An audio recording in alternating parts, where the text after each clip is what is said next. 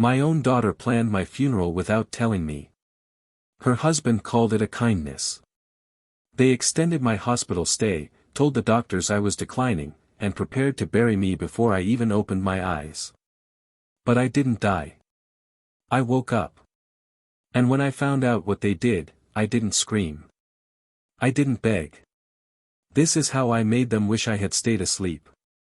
Before I begin, thank you for listening to my story. Let me know in the comments where and what time you're tuning in from. It means more than you know. It reminds me that I'm not alone in this. And if you'd like to share your story with me, feel free to email it. I'll drop my email in the description below. Now, let me tell you what really happened. They were choosing floral arrangements for my funeral while I was still alive in the next room. I heard Rebecca say something about roses being too traditional and suggesting orchids instead. Marcus mumbled something about pricing. They thought I was asleep. Thought I couldn't hear through the hospital room divider curtain, but I wasn't gone. Not yet. My body was tired, but my ears were still working just fine. And my heart still beating strong beneath all that silence. My name is Walter Thornfield, 78 years old, retired carpenter, proud father of one daughter and grandfather to one beautiful girl. I raised Rebecca after her mother passed when she was barely 10. We scraped through. I built cabinets all day, fixed neighbors' porches, and did whatever handyman work I could find. I never remarried. I gave her my whole life in pieces and I never once asked her to glue them back. But this was something I never saw coming. It started on a Monday morning, still dark outside. I woke up early like always, set coffee to brew, laid out my clothes for the church men's breakfast. The parish was holding a week-long prayer meeting, and I joined in like I always had. Fasting didn't used to make me lightheaded. But that day, my hands trembled while I was shaving. I should have stopped. I should have had some toast, a sip of orange juice, something. But I was determined to finish getting ready. I don't even remember hitting the bathroom floor. One moment I was looking in the mirror, the next I was waking up under fluorescent lights with tubes in my arm. The nurse said my blood pressure had dropped dangerously low. They kept me overnight for observation. I told them I just needed food and rest. But once Rebecca and Marcus showed up, everything changed. Rebecca acted concerned at first, asking me how I felt, patting my arm like I was a patient in hospice. But she kept whispering to the nurses when she thought I couldn't hear. Marcus was worse. He clutched his briefcase like he was attending a board meeting, not visiting family. "We've been noticing things," she said to the medical staff. "He's been repeating himself, forgetting appointments. We think this has been building for some time." I wanted to speak up, but I was so drowsy from whatever they put in my food that my tongue felt glued to the roof of my mouth. I shook my head. I remember that. I shook my head no, but they didn't see it. Or maybe they didn't want to. By the second night, I was no longer being treated as a patient recovering from a fainting spell. I was being evaluated like a case file. Someone scribbled "cognitive assessment" on my chart. They started asking me questions I didn't understand. Not because I couldn't answer, but because the questions made no sense for a man who'd simply fainted. Do you know who the president is? Do you know where you are? Do you feel safe at home?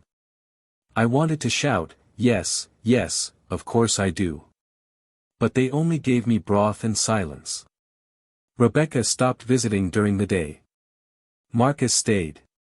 He spoke to the nurses in hushed tones and took calls just outside the door.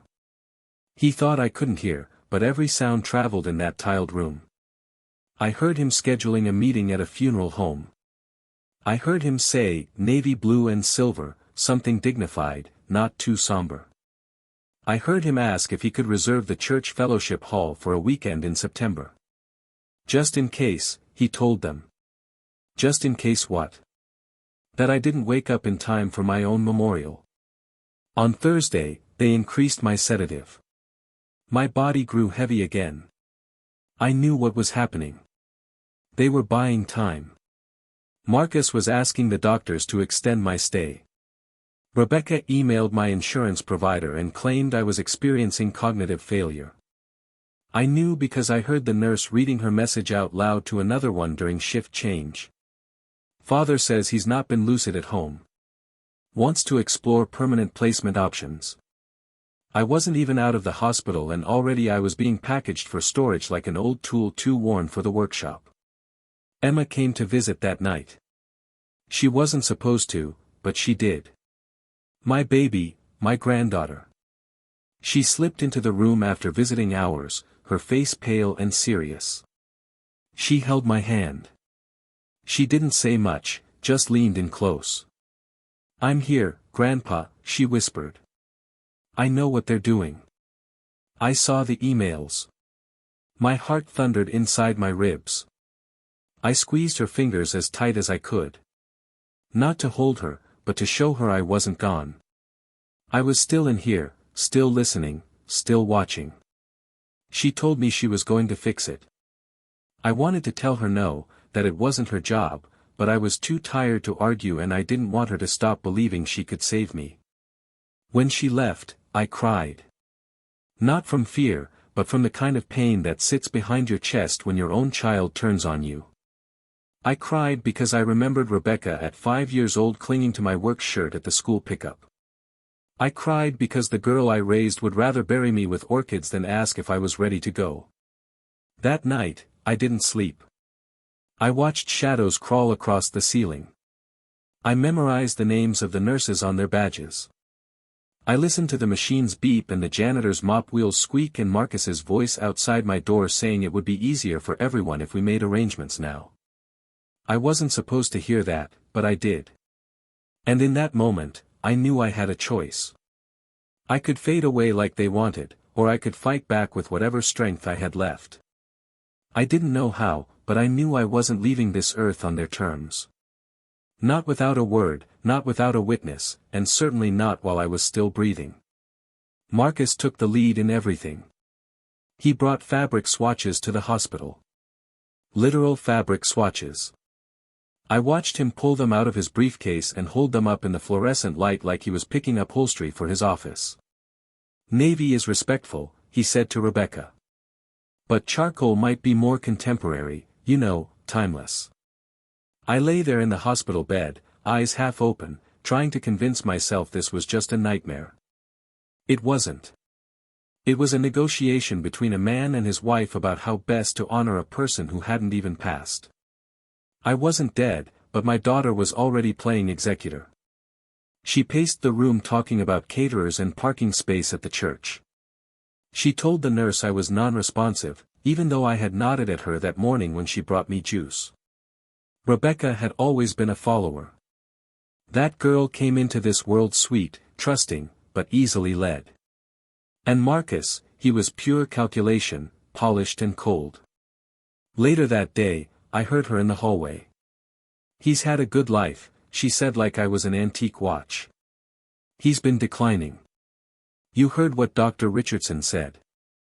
The nurse murmured something back too low for me to hear. Then Marcus said, "Well, can we at least keep him on observation for another week? Just until the power of attorney clears." That's when I knew he was stalling, waiting for documents to process. That forged paper Rebecca had submitted, the one where she claimed I'd given her full medical authority. It hadn't gone through yet, but they were pushing it hard. They had the paperwork in motion, and once it was done, they could move me wherever they pleased. Maybe a home across town, maybe out of state. Maybe I'd never see my own workshop again. That night, they didn't come visit. Maybe they thought sedation would do the talking. The nurse, God bless her, hesitated. She held up the needle and looked me in the eyes. I blinked twice. She put the syringe down. Her name was Catherine Walsh. Middle-aged, sharp-eyed, and soft-spoken. Something about her reminded me of the women I used to work with at church fundraisers. Wise enough to know trouble when it walked into the sanctuary. I didn't say a word, but she sat beside my bed. "You're not confused," she said barely above a whisper. And you don't look anywhere near ready for a funeral. Then she squeezed my hand and walked out. That small gesture saved my life. Marcus returned the next morning with a fresh tie and a new leather portfolio. He breezed in like a man stepping into his inheritance. He adjusted the flowers on the windowsill and told the nurse he wanted to speak with the attending physician about next steps. When he stepped out, I asked the nurse to call my lawyer. I said it softly. The words tasted like gravel in my throat, but I forced them out. Call Harold Whitman, I said. The nurse asked who that was. My attorney, I told her. And don't tell my daughter. She nodded and left. I didn't know if she'd really do it. But 5 hours later, Harold was standing in my doorway with a briefcase thicker than a church hymnal. He didn't speak to me first. He spoke to the doctor, then the administrator, then to Marcus, who returned from the cafeteria with a cup of coffee and a mouth full of false surprise. "Oh, I didn't know Mr. Whitman was coming," he said. Harold didn't respond. He handed Marcus an envelope. "Cease and desist. You have no authority over Walter's medical decisions. I have documentation dated 3 months ago, signed, witnessed, and notarized." Marcus's face went pale. "Well, Rebecca." Harold cut him off. "Is not here, and even if she were, she doesn't have legal authority. This power of attorney attempt was fraudulent." Marcus's composure cracked. He looked like someone who just bet the farm and lost everything but his shoes. That night, the doctor came in and told me I was being discharged in the morning. "You're stable," he said. "Alert, and frankly, we should have let you go 2 days ago."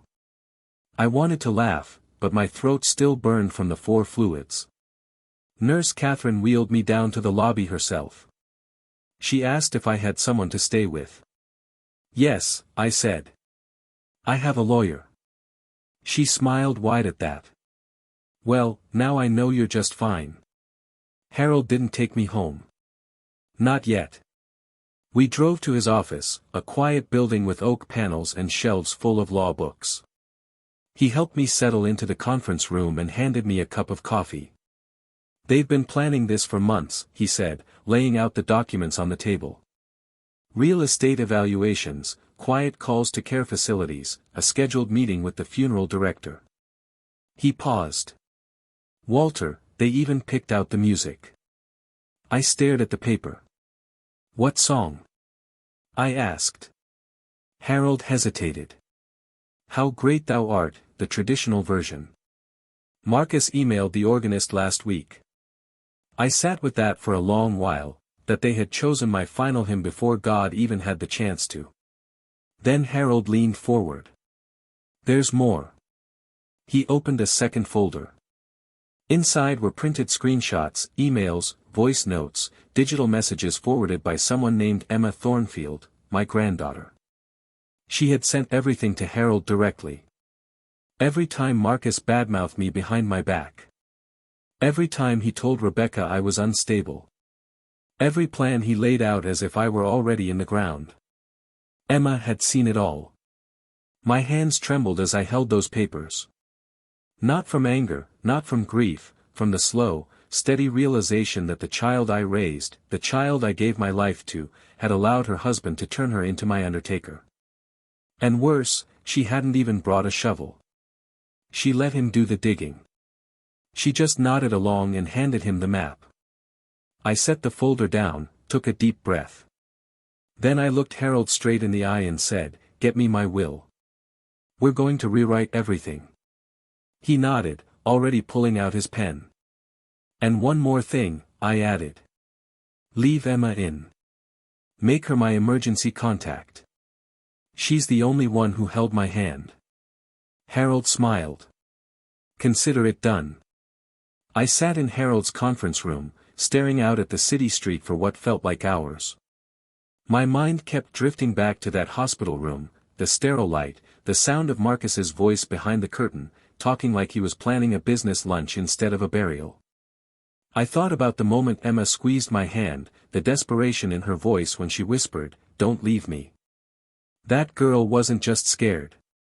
She knew something. She'd seen something. And she had done something about it.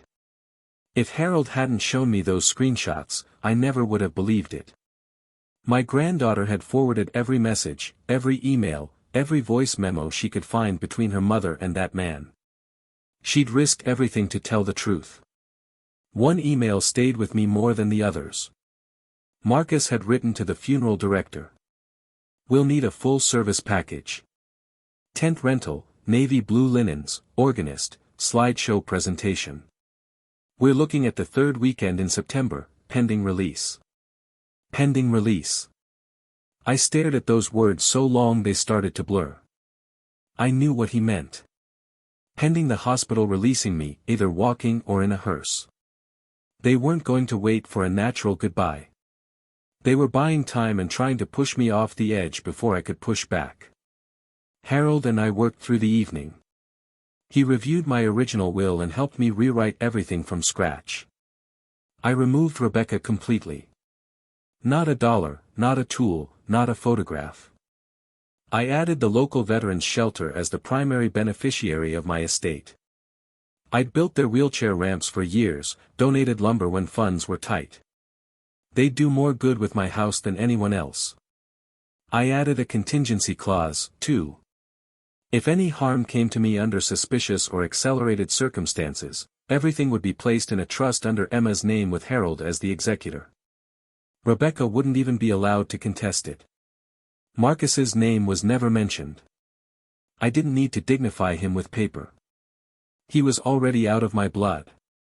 We made copies, sent them to the county clerk, filed one with the courthouse. Harold had every angle covered. I hadn't felt this safe in years.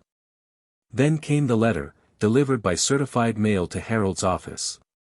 Rebecca's handwriting. Shaky. Desperate. "Daddy, I don't know what Harold is telling you, but we're just trying to help. You need rest.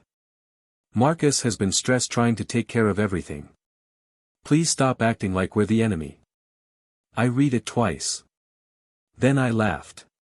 Not because it was funny, because it was tragic. That girl still didn't realize who she'd married or what he'd done. And maybe she didn't want to know. Emma texted Harold the next morning. She said Marcus was asking questions, suspicious, restless. He had noticed the hospital discharge. He was trying to track where I was staying. Emma kept her answers short, neutral, but she was afraid. "He's different now," she wrote. "He's pushing Mom hard. Talking about lawsuits, about making Grandpa look unfit." I told Harold it was time. I wanted to go home. He raised an eyebrow. "You sure?"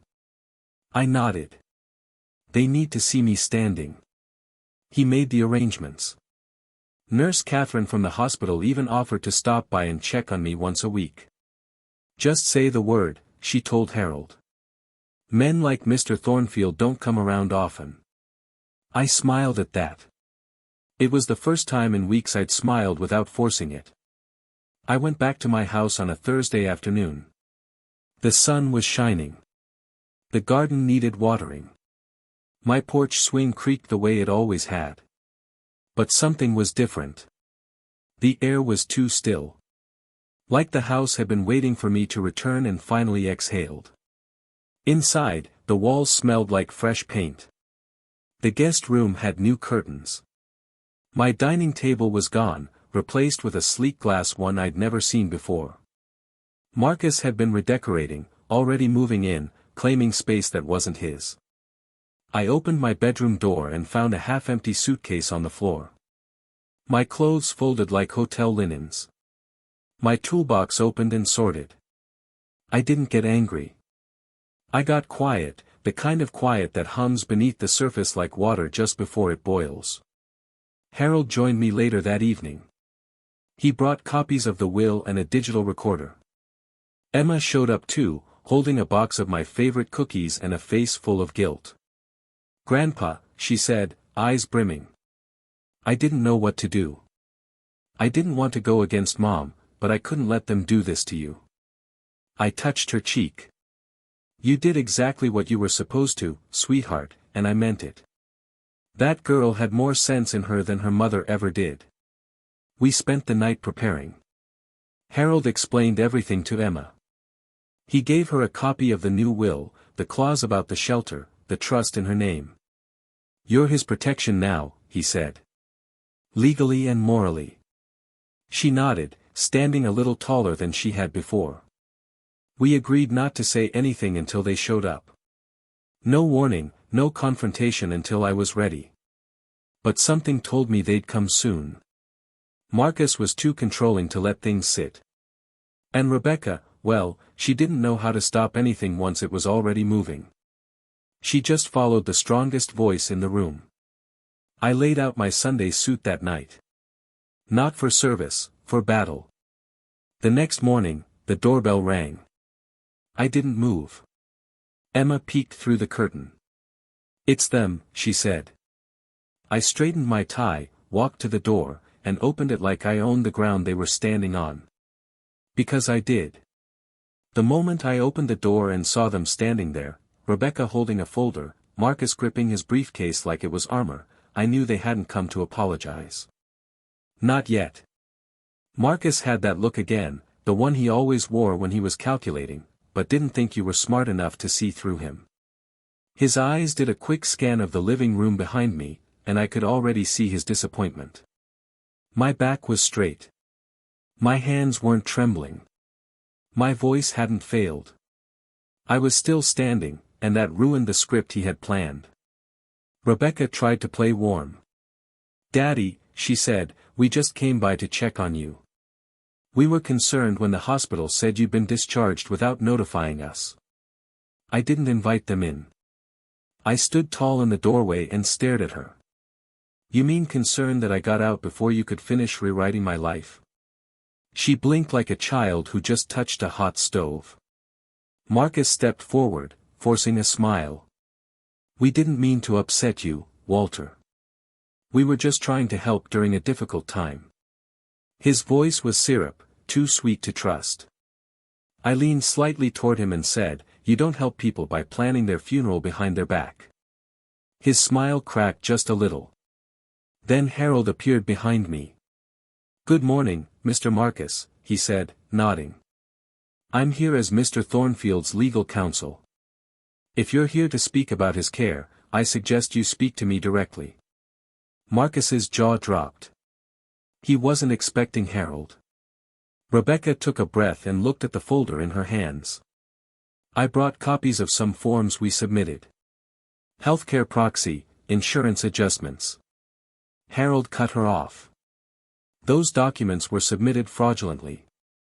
We have voice recordings, emails, and third-party statements proving coercion. If you push this further, I will press charges. Rebecca hesitated. Her hand lowered slowly. Daddy, she said softer now. I didn't know Marcus, we thought. I stepped outside and closed the door behind me so the neighbors wouldn't hear what I was about to say. You thought I was slipping. You thought you could move in while I was still under sedation. You thought you could get my home and host a slideshow about my life like I wasn't still living it. I took another step forward. You thought wrong. Rebecca looked down. Marcus didn't flinch.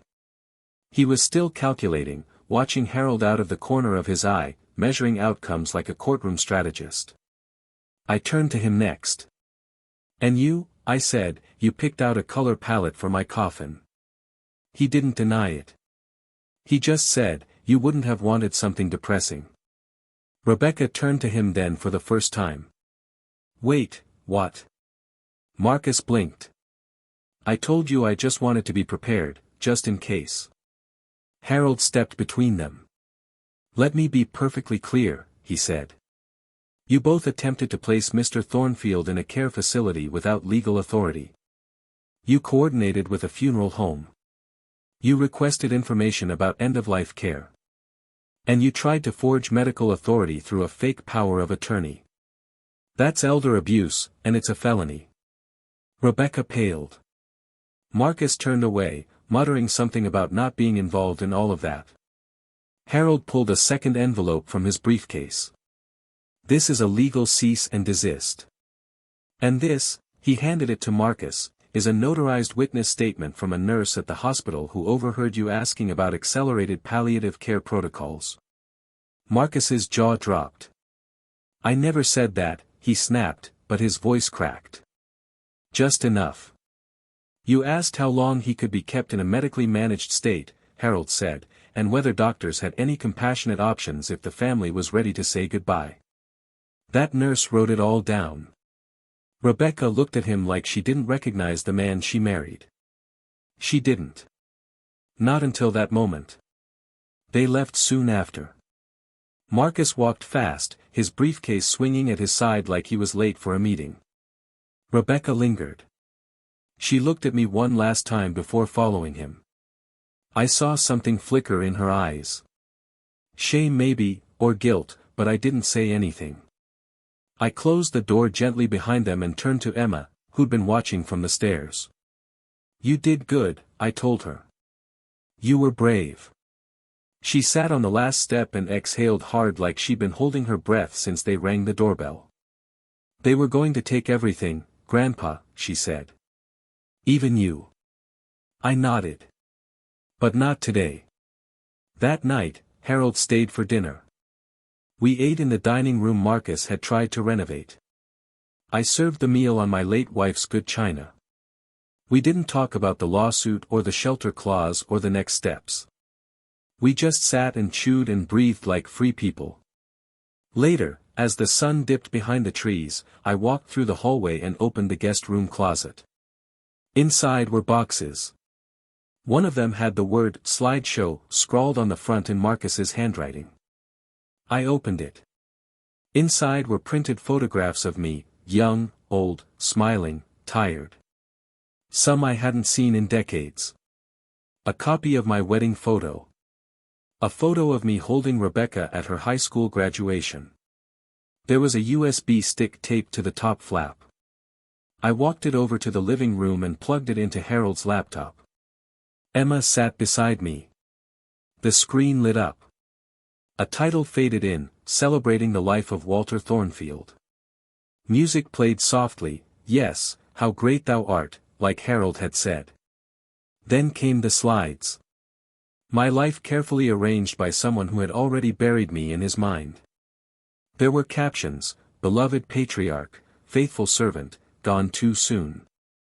Emma whispered, they made this while you were still in the hospital. I nodded. They had it all ready. All they needed was a reason to press play. I closed the laptop, walked to the porch, sat on the swing, and let the summer air wrap around me like an old jacket. And I waited, because I knew this story wasn't over. Not yet. The following Sunday, Rebecca came back alone. No Marcus, no folder in her hand, no rehearsed smile, just her in an old blue dress I hadn't seen since her mother's funeral. It hung looser on her now, like the guilt had stretched her thin. She rang the bell once, then waited. I didn't answer right away. I watched her from the kitchen window for a while, just to see if she'd fidget, if she'd turn away. She didn't. She just stood there, still like a girl who knew her daddy had every right to shut the door in her face. When I finally opened it, I didn't say a word. I just looked at her. She nodded. Daddy, she said, can I talk to you? I stepped aside. She sat at the kitchen table like she used to when she was young, back when she'd come home late from school and try to hide a bad grade behind small talk. She kept her hands folded in front of her like she didn't trust them not to tremble. I didn't know, she said softly. Not really. I thought you were tired. That maybe Marcus was right. That you needed help. I stayed standing. I let her talk. He told me things. Said you were confused. Said you'd been calling me by the wrong name, that you forgot what day it was. She glanced up at me. I believed him, and I didn't check for myself. She pulled something from her purse. A printed email. She slid it across the table. He wrote this the day after you fainted. Told the funeral home to confirm our deposit. I didn't touch the paper. I didn't need to. I'd already seen enough lies to last me the rest of my life. He said he wanted to be prepared. Said it was practical.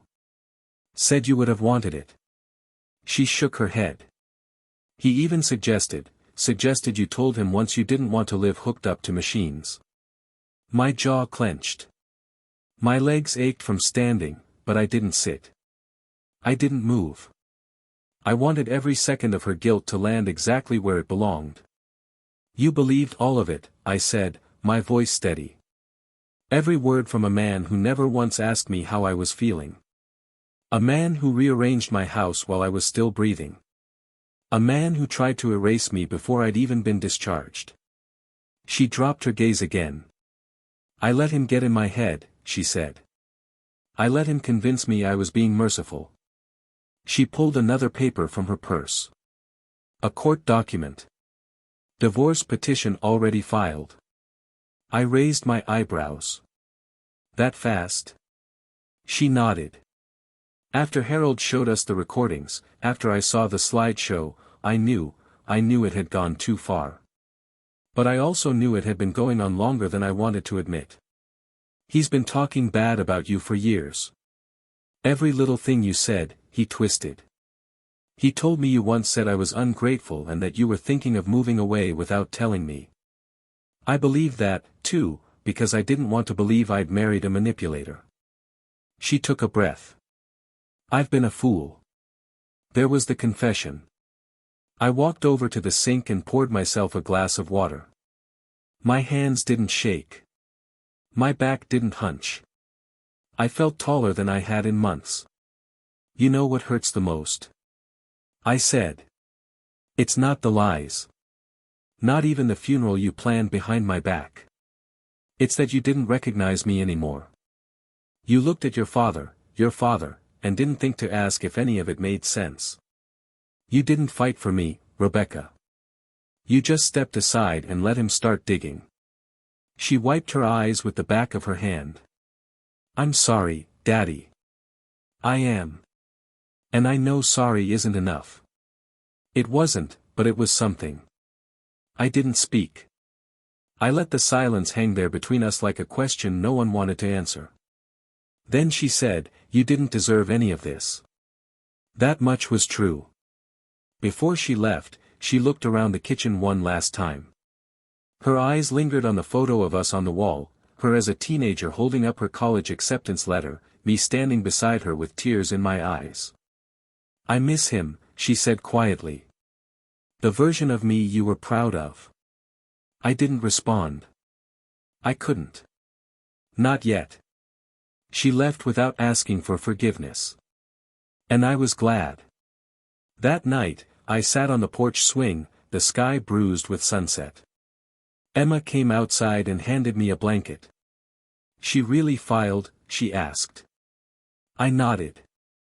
She finally saw the truth. Emma sat beside me. I never liked him, she said. Not even when I was little. He always looked at you like you were in the way. I chuckled softly. He looked at a lot of things that way. The cricket started chirping. The breeze carried the smell of jasmine across the yard. I closed my eyes. For the first time in months, I felt peace settle into my bones. Rebecca had started to wake up, but she still had to live with the grave she helped dig. The days moved slower after that. The sun rose softer. My coffee stayed hotter in the cup. It's funny how peace shows up in little ways after chaos has been kicked out the door. Emma came by every day after school. She'd do her homework at the dining table while I tinkered in the workshop, or sometimes we just sat in the living room with the news playing low in the background. She never asked for anything. She just stayed near, like she knew I needed company that didn't come with expectations or fake apologies. Rebecca didn't return for a while, and I didn't ask after her. Harold kept me updated on the legal paperwork. Marcus's name had been taken off every document, and the house was now fully in my name with a secondary trust assigned to Emma. My updated will had been filed and certified. There were no loopholes left to crawl through. Everything that mattered was finally protected. The slideshow box sat untouched in the hallway closet. Some nights I thought about tossing it out, just dragging it to the curb and letting the garbage truck take it with the rest of the lies. But part of me kept it there as a reminder. Not of what they did, but of how close I came to being erased by the people I once fed with both hands. That slideshow had my life in it. My photos, my family, my memories. And I deserved to decide how that story ended. Then came the call. Rebecca's voice on the line, quiet and breathless. "Daddy, can I come see you?" I paused before answering. I didn't ask why. I just said yes. She arrived looking thinner. Not in the body, but in the spirit, like she'd been emptied out. She stood on the porch in the same dress she wore last time, though now the shoulders looked heavier. She didn't bring flowers, just a folder, not legal papers this time. Inside were photos, real ones, of her and Emma at the park, of her helping Emma with a science project. One of her as a girl riding on my back while I crouched in the grass, laughing. She laid them on the coffee table one by one, like puzzle pieces she was trying to put back together. "I've been seeing a counselor," she said. It was Emma's idea. She said I had things to unpack. She gave a nervous chuckle. Turns out she was right. I watched her carefully. "And what did you find in those boxes you unpacked?" I asked. She looked down. I found his voice. Marcus's, still ringing in my head, telling me you were selfish, telling me you didn't trust me, telling me you were always 2 steps from slipping. She paused. And I found out how easy it is to believe the wrong voice when the right one gets quiet. She swallowed hard. "Daddy, I never should have let him speak over you." I still said nothing. Let the quiet do the heavy lifting. She continued, "He told me once you said I ruined your life, that having me kept you from happiness. I asked him when you said that. He said he couldn't remember, just that you did. And I believed him." She looked up at me, her eyes bloodshot. "But I remember what you really said, Daddy, when I was 15 and cried because I didn't have money for the school dance. You said, I didn't give you everything, but I gave you what I had, and I'd do it again in a heartbeat if I had to." She choked on that memory. "That's what you said." And I let him twist it into something ugly. The tears came freely then. No pride to hold them back. She knelt on the floor in front of me, just like she did when she was a girl, begging not to be punished. But this time the punishment had already come, and she had lived it. "I lost my marriage," she said. "But that doesn't compare to almost losing you." I looked at her long and slow. She waited for my answer, but I said nothing, just reached out and placed my hand gently on her head. Not to forgive, not to fix, but to remind her what a father's touch feels like after all the noise.